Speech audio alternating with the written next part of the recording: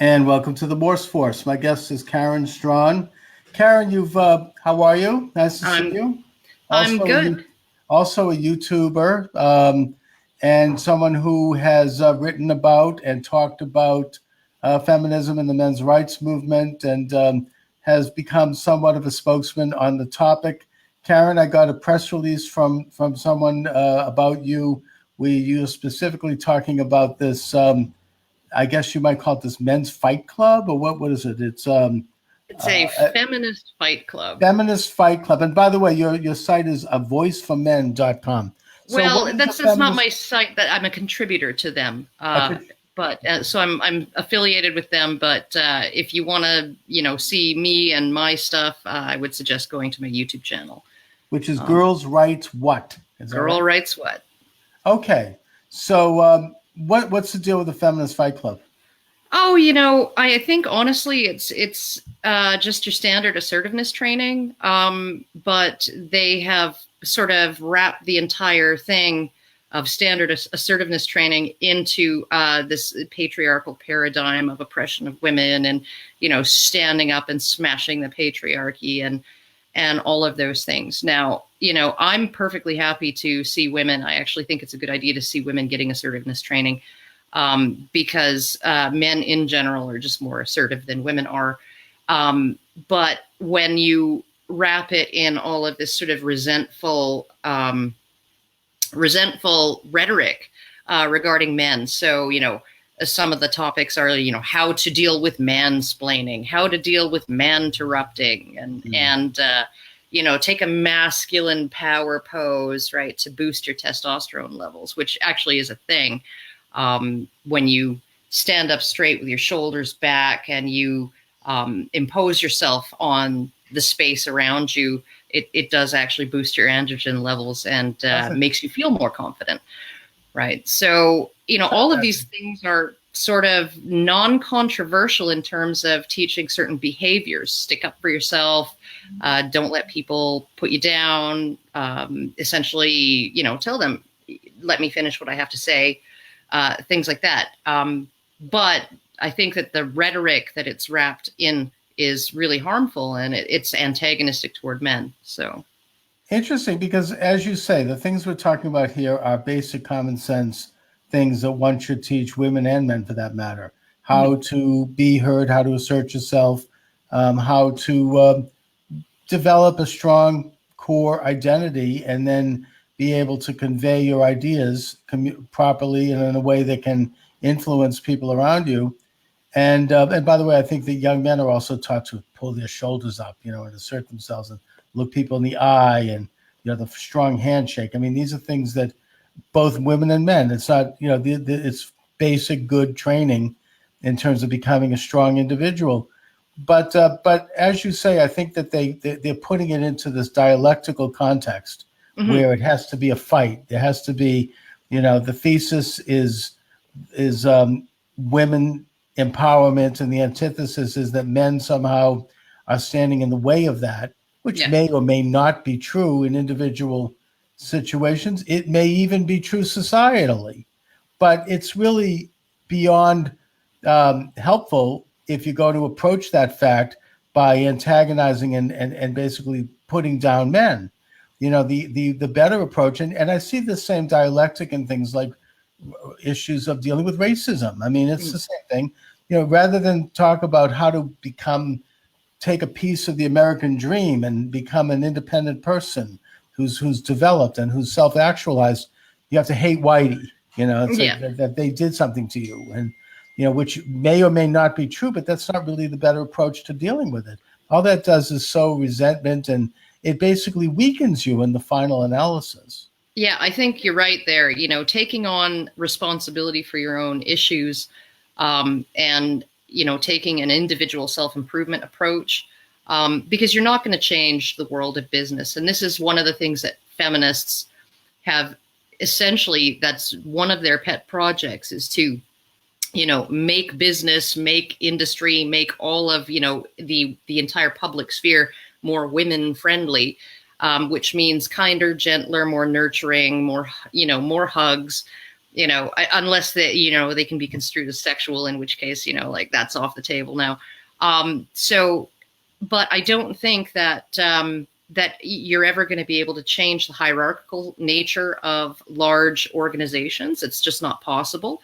When you remove the hierarchy, when you remove the structural nature of those organizations, all you have left to rely on is how much people care about each other. And I'm sorry, but I just don't care about that guy on the 15th floor who I've never met as much as I care about the person at the desk next to me. And I don't care about the person at the desk next to me as much as I care about my family, right? And so there is a hierarchy of the ability to care about other people as well, an internal hierarchy. And once you remove the artificial structure, I guess the larger superstructure of practices within an organization and the sorting of individuals into roles, once you get rid of that, all you're left is this extremely unreliable, human capacity for empathy, right?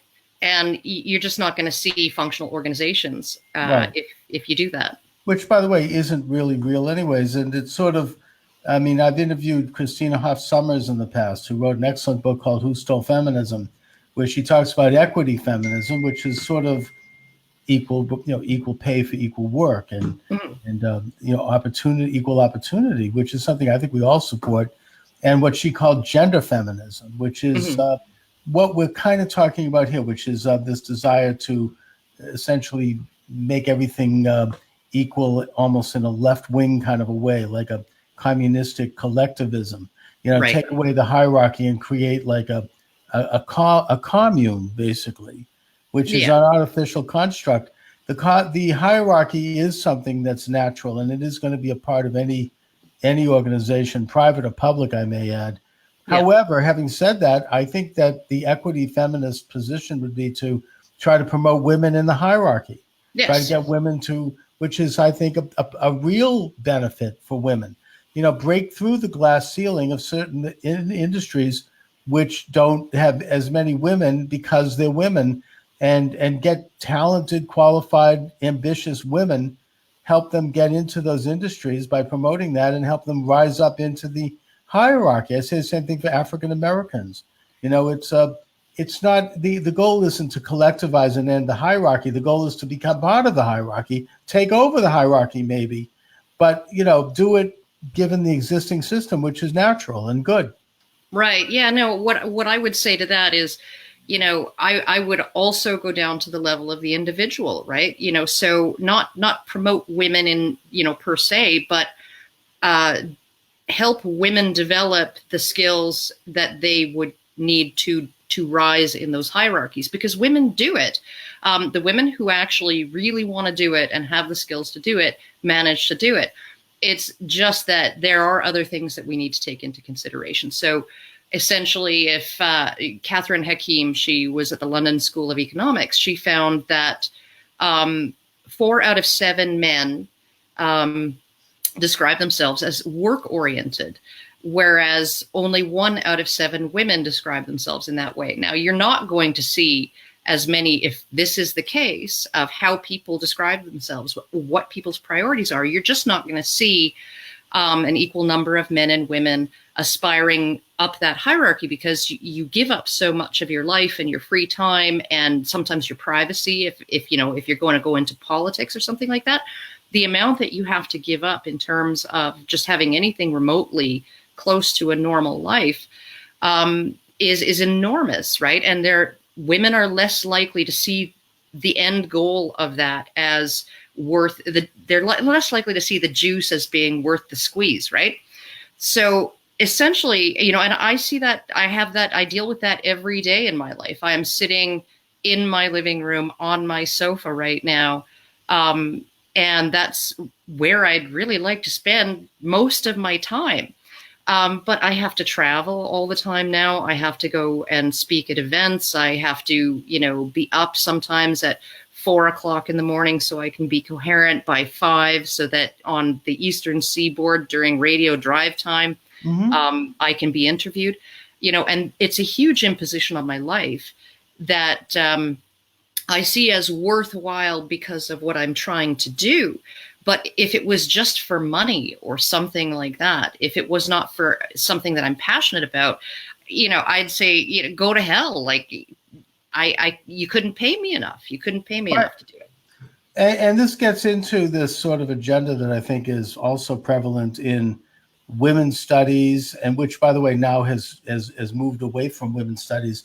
It's now gender studies, which is something, I think it's up to 65 genders now. But that's a separate subject. But the point is that it's this insistence that women and men have to be absolutely the same. Yeah. That they have to be absolutely equal, and that there are differences, in a sense, between women and men is seen as a bad thing to discuss. It's sexist. When, in fact, what you're describing is that women and men in many cases are different. In some cases not, because women choose to have the aggressive career. But more oftentimes, the fact is that women do choose to be mothers and to be more involved in bringing up their children, and do so by choice. And I think that often historically, the feminist movement, starting with Gloria Steinem back in the 1970s, has denigrated that. They've denigrated motherhood. They've denigrated women who choose to focus on bringing up their children, unless, of course, it's them. But, this is, in a sense, they're denying basic natural tendencies, because men and women are different. And having said that, there's nothing at all wrong with, and if a woman choosing to have just an aggressive career and not focus on the children, if she can afford to do it.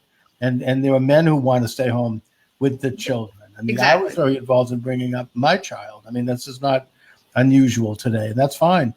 But, in a sense, they want to obliterate those, but by throwing out the baby with the bathwater, so to speak. They want to obliterate those differences.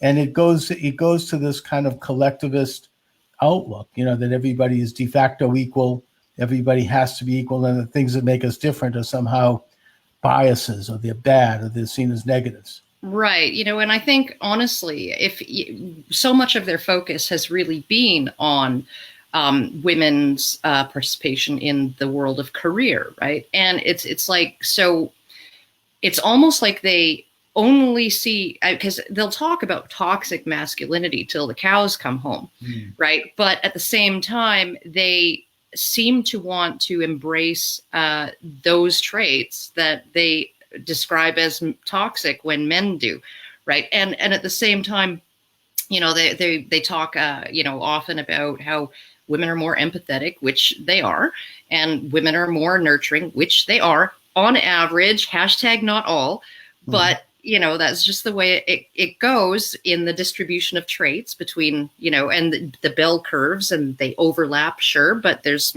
a lot of distinction, particularly at the far ends. So when you're looking at these things, they detest the idea of collectivizing aggregate differences, right? So they love the idea of the collective until it gets in the way of their goals, because when you look at these distribution curves of, say, temperamental traits and things between men and women, or the way they prioritize, they will want to obliterate those differences and say there are no differences whatsoever. Gender is entirely socially constructed. If we were all raised as in a gender neutral way, their boys and girls would grow up to make the same choices and the same decisions and do the same things and want the same things. And that's just not the case. That's not how things work.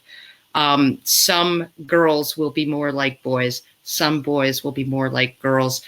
But again, you're looking at, just to give an example, one of the biggest sex differences in personalities in sensitivity.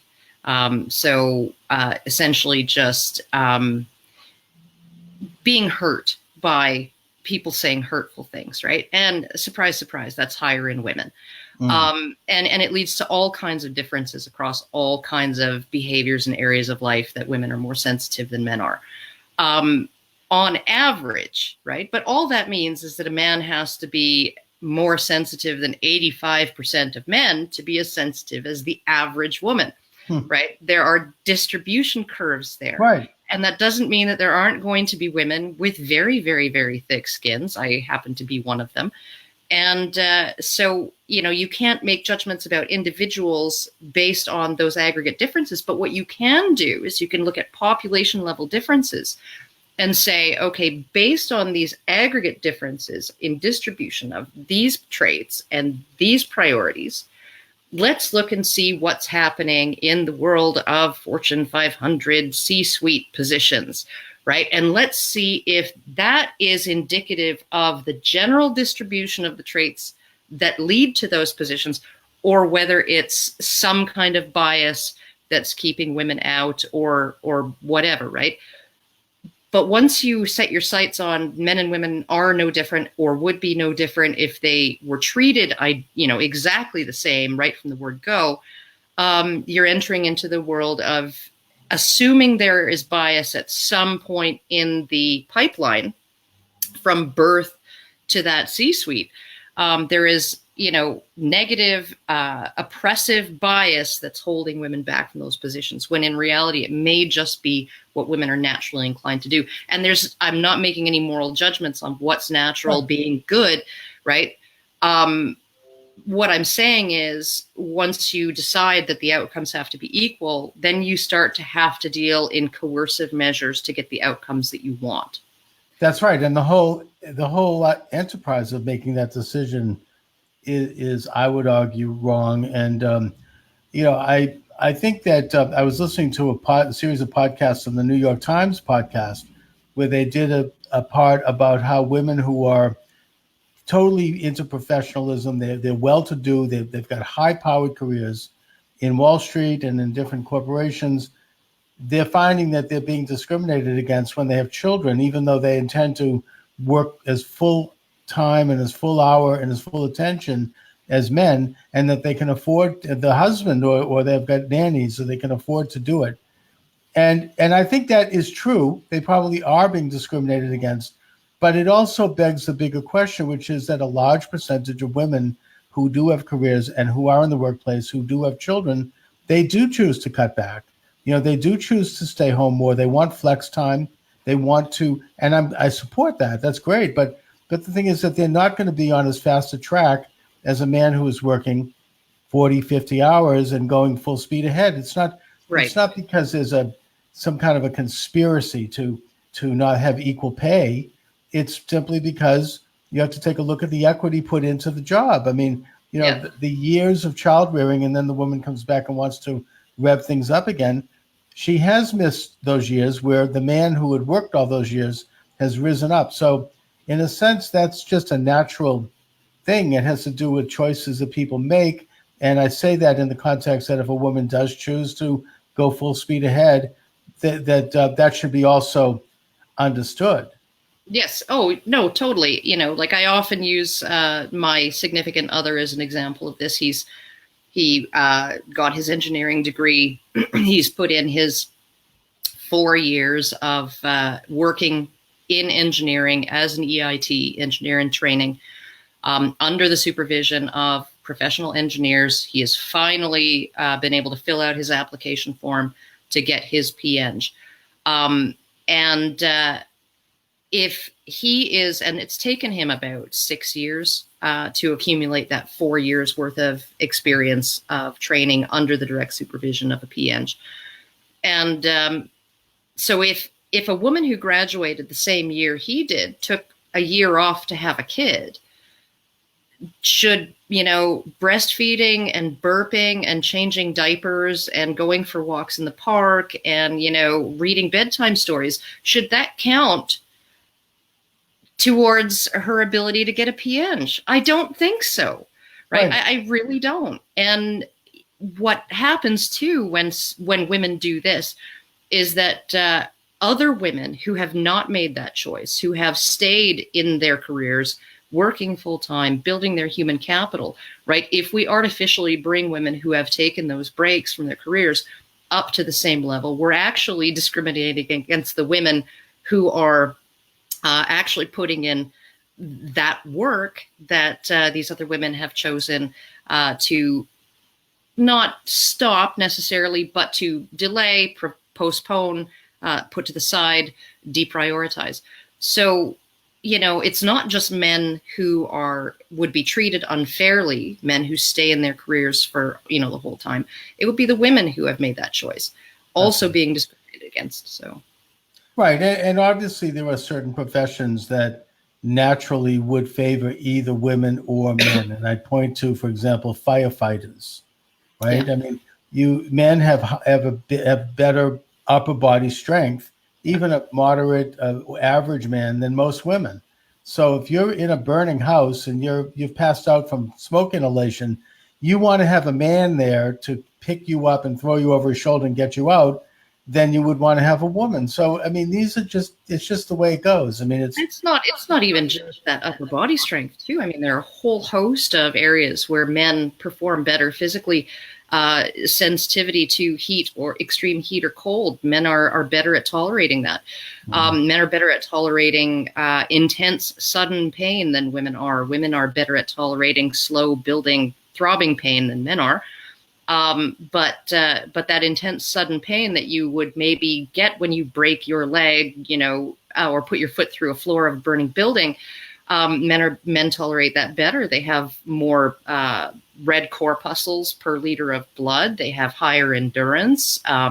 They can run faster. more there's muscle a mass. whole host of metrics on which you can pit men against. It's why we separate the sexes during the Olympics, right? Right. That's right. Good point. And I've read something from a historical standpoint about that claims that in the early 19th century, the roles of men and women shifted due to the Industrial Revolution, and that before that time, there was more equality of work, and that women and men tended to work together in the early stage of the Industrial Revolution. It was only as things developed that women were encouraged to stay home because they wanted more people, more children, and that it became more of an exclusive purview of men. So that goes to the question of whether or not some of these gender roles might be, societally encouraged, or environmentally encouraged rather than fundamental. What do you think? Well, I think you can go back, 40,000 years and find evidence that the division of labor, at the very least, in terms of direct hands-on childcare, infant care, has always existed in humans. So essentially what the Industrial Revolution did was take work out of the home. Farmers, when we were a mostly agrarian society, and you had family farms, of course, all of the work was being done by men and women together because most of the work was being done at home. Same with if you had a medical practice. If you were a male doctor, I guess, and you had a medical practice, everyone in the family, that business would be in your home, and everybody in the family would be contributing to the business. Same with tradesmen. This is why women have always been able to take a shortcut as widows to essentially carry on a business after their tradesman husband died. So if your husband was a butcher, and he was a master butcher, so he was part of the guild, if he died and you had gleaned sufficient knowledge of the trade from him, you could actually be entered into the guild as a widow and take on apprentices and take on journeymen and keep the business running and be considered a master yourself without having to go through the 8 to 10 year long process of, living basically as an unpaid slave in indentured servitude to your master till you were like 17 or 18 and then going on the road as a journeyman traveling from town to town. You wouldn't have to go through that. You could just marry into it and learn the trade through your husband and then inherit that business when he died, right? So essentially, we have, and it was because the trade itself was a family business, right? And when work moved away from the home, I think a lot of women, it was a marker of your status as a middle-class family that the wife could stay home and become the angel of the house. Mm-hmm. And only the man had to go and outside the home and work. So it wasn't necessarily so much about there being no gendered division of labor, I think that you would find, looking back, there was all kinds of gendered division of labor within those family businesses, and within the households themselves. It was the disentanglement of work from the home itself that seems to have brought about the idea of a stay-at-home mother and wife who caters to the needs of her husband and her children. So, right. But I mean, I suppose that a lot of those sort of status aspects have been damaging to women, probably damaging to men as well. I mean, in that I think of my own grandmother, who my grandfather, once they were married, she had to quit her job because he didn't like the way it looked. It hurt his pride in the community. He had to be seen as the breadwinner, and she was very depressed about that. So, I can imagine. I can imagine. You know, my grandparents' experience was a little bit different. My grandmother was an older woman who married a younger man, younger enough to raise eyebrows. She was already a career woman. She met him when she was running one floor of a department store. And when they got married, they moved to a small town, rural community, and she took on the job of postmistress and manager of the general store. And in the summers, he paved roads, and in the winters, he was a rural mail carrier walking through 2 feet of snow on foot to deliver mail to the farms in the area. Mm-hmm. So, and that's what they did. And she worked right up until retirement age, got her government pension from Canada Post and all of that. So, and raised 3 kids along the way. And it was easy for her to do that because where they lived, when she was running that general store and post office, where they lived was an apartment attached to the store. Wow. So yeah, there you go. The situation's different. That's interesting. Yeah. So now we have a situation where our young college students are going back to school, and there seems to be, in a sense, a ramping up of more radical agendas in a lot of different areas. But in the area of feminism, what's going on now? Oh, well, I think right now the ramping up is kind of provoked by the pushback. So essentially, a friend of mine described it as the feminist, non-feminist cooperation spiral, where you go inward, inward, inward to the center. And what happens is the activated non-feminist sector, I guess, people like me, right? We say something, feminists freak out about it. Everybody else who's not a feminist notices them freaking out and goes, what's up with these ladies? They're crazy, right? And then more people leave feminism and come over to to the non-feminist side, and more non-feminists become activated. And then the cycle just continues until eventually the reaction to the provocation is so extreme and so completely out in left field in terms of, what triggered it, that you end up with essentially pretty much everybody in society looking at that small group of people who are even more tightly ideologically locked in, overreacting to smaller and smaller things. And I think that that's really what's going on right now. And it signals hope, in my mind, that we're going to actually break free of this. Like, I see feminism as, I would call it patriarchal feminism. So the feminism that believes in all of the theories of patriarchy and rape culture and, violence against women and girls and all of these things, right? And assigns a patriarchal cause to them. I think that that group is getting smaller and smaller, but they're also getting more, locked into their beliefs. So. Right, and they might, as is often happens with actually far left ideologies, they're going to overstep themselves. They're going to overstate their case, and it's going to become more obvious that they're out of step. Now, as far as rape culture is concerned, that was brought to my attention recently. I was shown how, movies and much of our novels, they show, men as being good if they're like forcing themselves on women, and women enjoying this. That's a problem, no? I mean, what's going on with that? Well, I would say if you're wondering where that comes from, I would do a content analysis of romance novels. That's a genre of fiction that's written almost entirely by women, entirely for a female audience, readership, and it is the biggest selling genre of books out there. It beats out all other forms of fiction combined in terms of sales.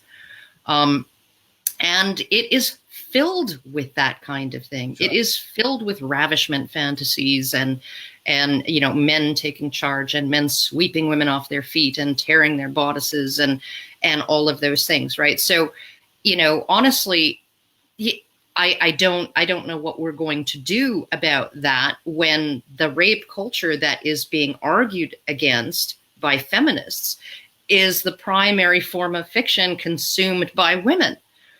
It doesn't encourage rape. I mean, I know that, like, for example, I'm an admirer of Ayn Rand, and all of her novels, every sexual encounter is a rape. I mean, it's just, that's what she does. Well, but does she portray the rapes as good or bad? I mean, good. She portrays them as, I mean, to me, it's frankly a little strange, but that's the woman who finds it pleasurable. I mean, the man forces himself. Mm-hmm. And this is like a great thing. It's a great conquest. Oh yeah, no, it's like that's all over romance novels. And in the 1980s there was or 90s there was an attempt sort of to intentionally, by editors, to intentionally clean that up and get that out of there. And what happened was it didn't go away. It went to sort of less obvious forms in the mainstream romance community, but the really hardcore stuff that got taken up by more heavily eroticized subgenres of romance. So, sort of the books that you'd find way in the back of the store, right? And that are like 40% sex by volume. And that probably sell a lot better too. Oh, they sell, like, honestly, right BDSM and that's a loaded truck up to keep them on. But that doesn't therefore mean that there's an increase in rape, does it?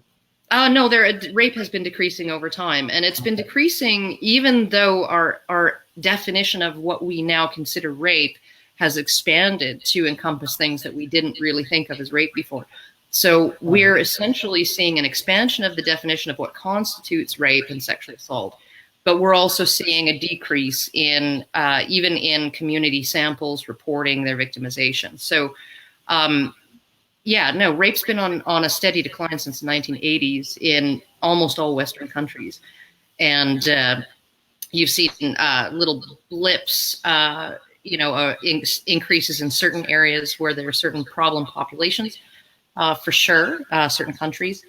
But just in general, Western society, or what we would think of Western society, so the group of people who I guess embrace Western values, right? Or the people within a country who embrace Western values, you're seeing it just going way, way down. Way down.